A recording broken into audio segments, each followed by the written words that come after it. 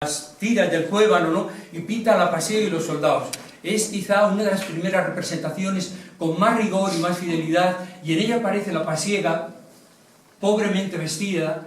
Todavía no había llegado la moda de los pañuelos de seda, que vais a ver aquí, veis aquí dos pasiegas perfectamente vestidas, como podían ir hacia 1800, hacia la época del cuadro de Rita Linares, hacia 1850, 1840, cómo vestirían unas pasiegas con el traje de gala. Entonces veis que llevan pañuelo a la cabeza, había diferentes formas de acomodarlo, pero en esa época, en el siglo XVIII, todavía no. Llevaban una toca de lino y lana que podemos ver en unas monjas que ahora están... Esto es un tocado que no es precisamente muy gracioso, siempre divertido, y estas monjas después del concilio que llevan como esta especie, una cosa blanca por aquí y una cosa gris o negra por aquí, pues eso casi mismo llevaban las pasiegas entonces, ese tipo de toca, que Goya también en un agua fuerte que apenas si son unas manchas, se ve ese tipo de tocado primitivo.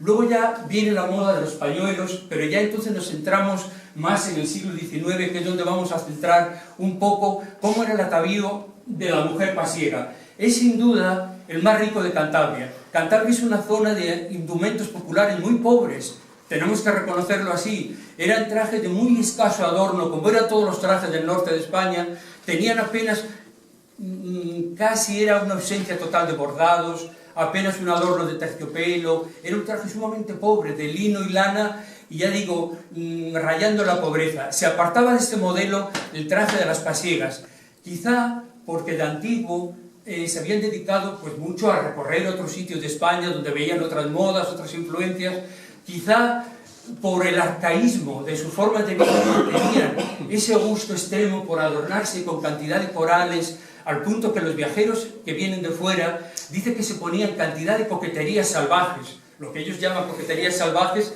era el adorno primitivo, propio de la zona, de coral y plata, que es lo verdaderamente antiguo, y se colgaban mucho y en abundancia, y aunque fueran muy pobremente vestidas, porque hay que pensar que a diario iban muy pobres, pero dice que incluso que las pasiegas daban limosna a mendigos que tenían la traza más lucida que ellas mismas, o sea que eran de suyo, eran caritativas, y iban tan pobres a diario, y sin embargo dice que había mendigos que iban incluso mejor que las pasiegas.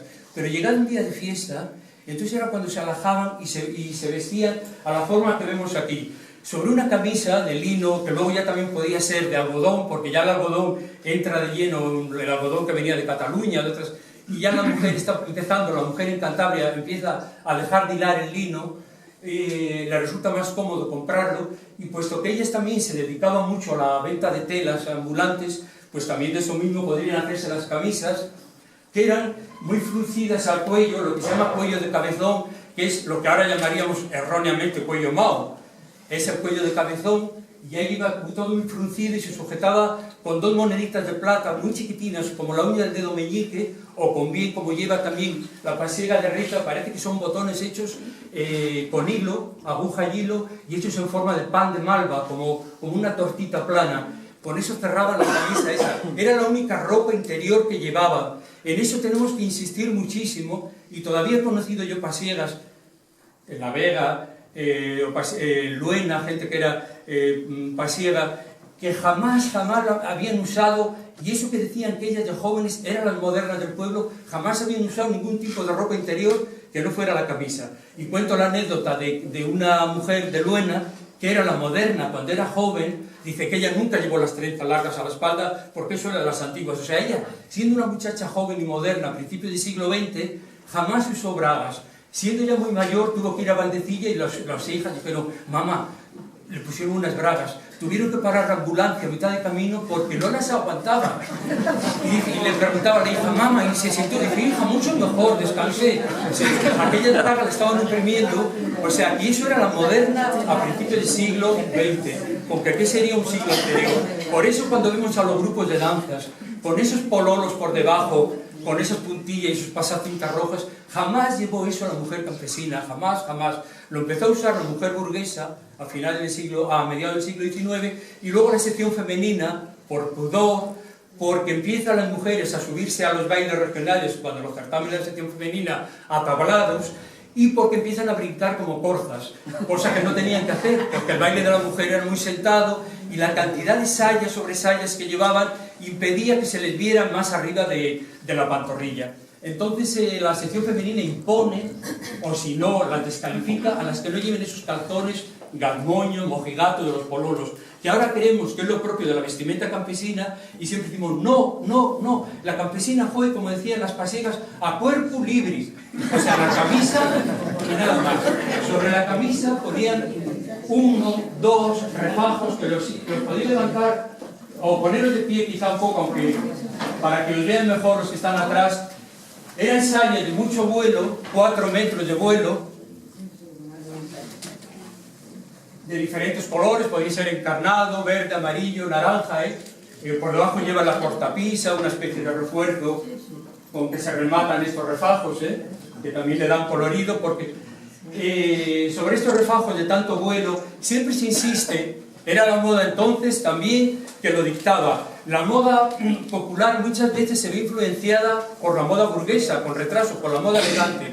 Por todos tenemos en la cabeza la película Lo que el viento se llevó, a Escarlata O'Hara con un miriñaque que no entraba por esa puerta de ahí, ¿no? Entonces las campesinas intentan copiar también esa moda ampulosa, enorme, que era a base de conseguir. Las ricas lo usaban con el miriñaque, que era un armazón de varillas o de alambre sobre cintas y crin de caballo, y bueno, sobre una especie de globo de campana. Las campesinas lo usaban a fuerza de saya sobre saya, sobre saya, saya. Hay sitios, en Ibiza llegan a poner hasta 12 sayas una sobre otra. En Extremadura, en Ibiza son de paño más fino, pero en Extremadura 8, para tener la rueda completa a lo mejor se pone 8, pero de paño como las mantas de nuestra casa. Y ese peso lo aguantaban, porque desde niñas estaban acostumbradas a sufrirlo y encima decían, lo que quita el frío quita el calor. Y en pleno verano iban de bayete, de paño, y eso, así de ampulosas como una campana, que era lo que gustaba. ¿Por qué gustaba? El ideal de belleza era que la mujer tuviera una cintura de avispa, todavía las que tenéis alguna edad habréis oído la expresión de talle de avispa, y luego las caderas muy anchas y por efecto óptico todavía la cintura parecía más estrecha. La rica lo conseguía con el corsé y las mujeres campesinas lo hacían con el justillo, que por eso se llamaba justillo, porque era una prenda que apretaba hasta que les impedía la respiración. Pero así trabajaban, incluso con el justillo. Desde niñas estaban acostumbradas a cincharse, y ya esos cuerpos no crecían. Y luego el mucho trabajo, la alimentación sana y escasa, les hacía tener un talle de junco. Y llegaban a mayores y seguían, la mayoría de ellos, salvo cuando la pasiega entraba en una casa a criar, como entonces las alimentaban con garbanzos, con café con leche, con chocolate, a medianoche les traía la dueña, la madre del niño, para que tuviera mucha leche y en abundancia. Entonces la pasiega engordaba, permítanseme la expresión, como una vaca, porque estaba feliz, y entonces era la hermosura, era estar esas mujeres robustas, rozagantes, y ya empezaban a engordar y empezaban a cambiar su atavío. Pero volvamos otra vez a cómo sería sobre ese justillo.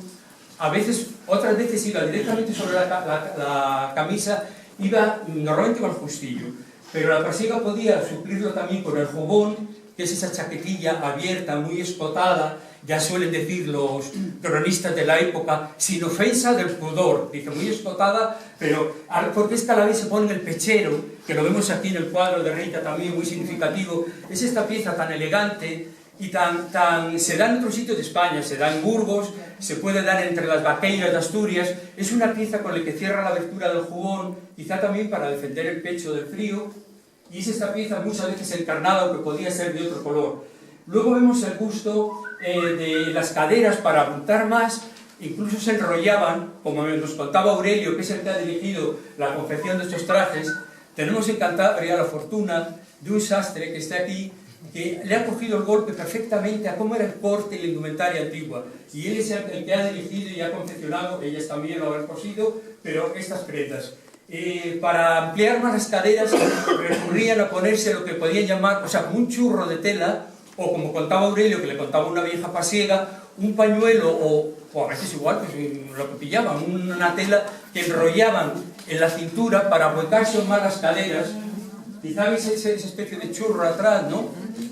porque les encantaba eso. O sea, ahora que dicen todas las mujeres, ¡uy, que vamos a aparecer en una mesa camilla! Pues ved el ideal de belleza y ved qué guapas estaban. Y que una mujer entonces, como ya le digo a mi mujer, le digo, o sea, aquellas mujeres parecían 2 veces mujeres. Porque es que verlas así vestidas les da mucho empaque, les da mucho empaque. Y después, como calzado que usaba a diario, usaba normalmente pues unas medias que le llamaban sin pie, solo con una trabilla por debajo, así, unas medias de lana muy toscas, en las que ellas tejerían con 5 agujas. También los hombres tejían, y mucho, ¿eh? Los hombres tejían mucho, hacían medias, los pastores. Entonces las medias normalmente eran azules, las de las pasiegas, pero podían ser también encarnadas o blancas, y sabemos que tenían cuchillas, es decir, unos adornos que crecían sobre el tobillo arriba afilados, o los cuadros, que podían ser de diferentes colores, que eran, por los laterales subían con colores rojos y verdes. Aquí en el cuadro de Rita parece que lleva unas medias azul claro, muy propio también, un color muy propio, o azul intenso, que lo traían las pasiegas. Para el calzado más característico era sobre la media, el escarpín, que era de bayeta amarilla o blanca o naranja. El escarpín es como una zapatilla muy ceñida al pie, y sobre eso la chátara, que a diferencia de otros calzados de cuero de la península, este apenas es una suela. Bueno, si aquí vienen, no sé si los veis en ellas, claro, los que estáis adelante, sí, apenas recubría la planta del pie. Lo hacían en casa, las chátaras. Por cierto que hay una teoría que la saga Larreta en el siglo XIX intentaba mantener. Estos pueblos curiosos de costumbres singulares, como fue el pueblo pastoril de Pas, enseguida empezó a despertar suspicacia en otros sitios y empezó a tachárseles, entre otras cosas, como puede ser a los maragatos o a los chuetas de Mallorca, se les empezó a tachar de un origen morisco o judío. Entonces, digo, si la saga Larreta, que tanto él apuntaba, dice, es que el calzado, la forma de ceñirse la toca, las pasiegas a la cabeza es igual al que la hacen las judías, que los pendientes es igual que la moda hebrea. Si él hubiera, que en ese momento se ve que no lo supo, que las chátaras que lleva la mujer y el hombre pasiego, esta especie de abarca de madera apenas de una suela, que en árabe chátara o sátora significa barca, y esto que parece una barquilla, pues entonces hubiera rápidamente alegado ese tema, también ese argumento, es decir, el calzado, que son como barquichuelas, también le llamaban los pasiegos cuerizas, también. Pues esto sería el calzado, pero no quita que cuando tenían ya más posición, calzaran zapato, como vemos aquí en el de Rita Linares, que lleva un zapato muy sencillo, tal vez sea, no lo sé a ciencia cierta, lo que antes se llamaba un zapato ruso, o una zapatilla rusa, que era un zapato de muy baja calidad, o sea que cualquier labrador o labradora llegaba a tener un zapato de esos. Parece un zapato de paño y puede que sea un zapato ruso. Pero también el calzado, ya digo, más propio y característico sería el escarpín y la chátara, que le da este aire tan montaraz y tan de la tierra. Luego estaría la saya cimera, que veis, generalmente era muy común el color encarnado, como vemos en el cuadro de Rita Linares, que va encarnado con unas pegas negras y la chaquetilla también negra, al punto que, por ejemplo, a ese bichuco que tiene tantos nombres y tan simpático, que es la mariquita, que en cada valle de Cantabria, y casi diría que de toda España, recibe un nombre a cual más gracioso, Corderín, Rey de Dios, Bacuca de Dios, ¿sabéis la mariquita roja con los puntines negros, no? Pues también se le empieza a llamar pasiega, porque como son rojos y negros, y las pasiegas utilizaban mucho el jubón y el delantal negro con la saya colorada de paño, a ese bichín también, ese insecto, se le llama también pasiega por eso. Pero podían ser las sayas y los jubones de otros colores también, como vemos aquí. Luego iba el delantal. Es curioso porque hay un dicho también que dice, pasiega sin delantal parece mal.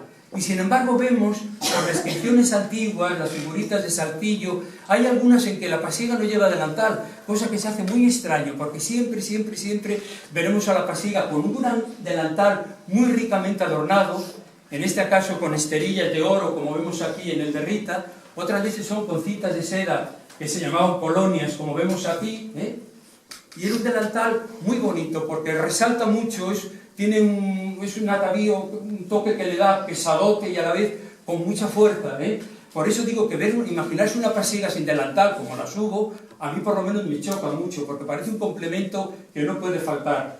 Lo que no faltaba en la pasiega eran ni las trenzas, A diario, cuando no llevaba el cuébano, cuando las muchachas solteras iban al baile, claro, no llevaban la cuébana, ni cuébano ninguno, entonces llevaban unas trenzas muy largas. Hay un autor literario del 19, Pedro Antonio de Alarcón, dice que llevaban las trenzas más largas que las sayas. Nunca se cortaban el pelo ninguna mujer del campo antes, y las burguesas muy pocas veces o ninguna. Entonces a veces llegaba el pelo, al soltarse las trenzas, le llegaba a arrastrar a los talones.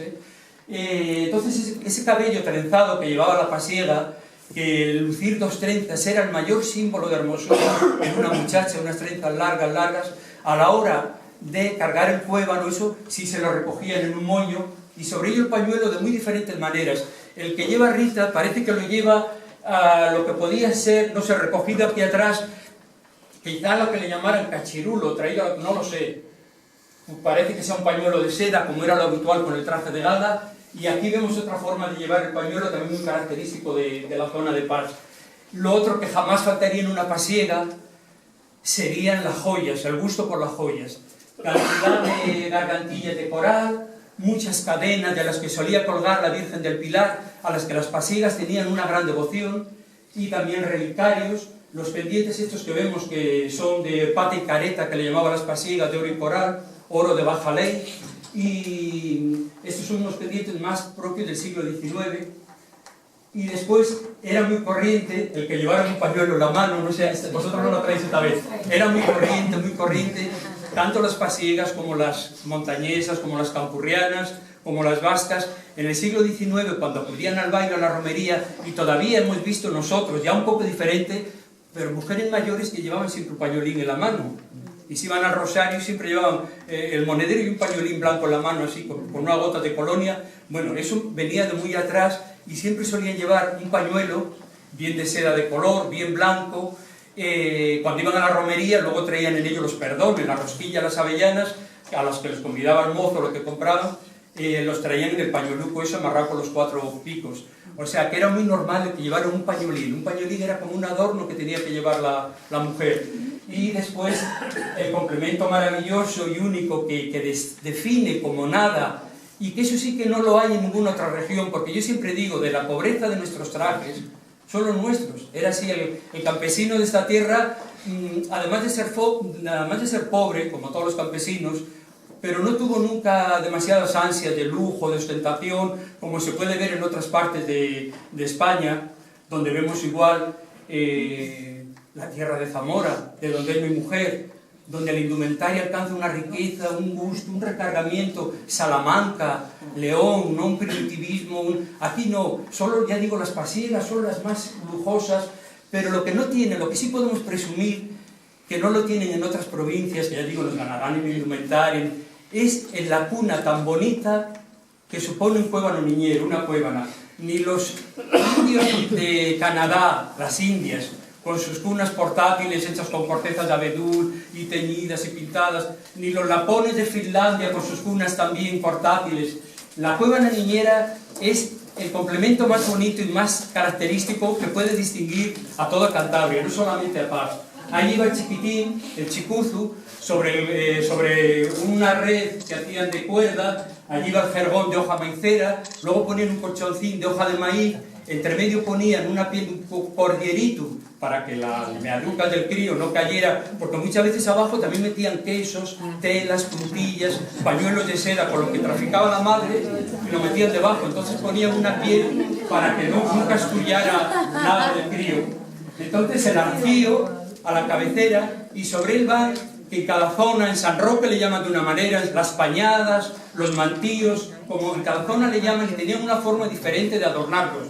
No lo adornaba igual las de la Vega que las de San Roque, ni las de San Pedro, ni supongo que las de Espinosa. La forma de traer el pañuelo en la cabeza las distinguía, y decían, esa pasiega es de Soncillo, por cómo venía, o es de San Roque. Entonces se distinguían. Siempre dijeron que las pasiegas y los pasiegos más elegantes eran los de San Roque. Decían que jamás se vio en ellos, cuando bajaban al baile, ni un remiendo, siempre creo que venían de punta en blanco, y decían que eran los de San Roque, que eran el no va más de la elegancia y de llevar un traje con dignidad.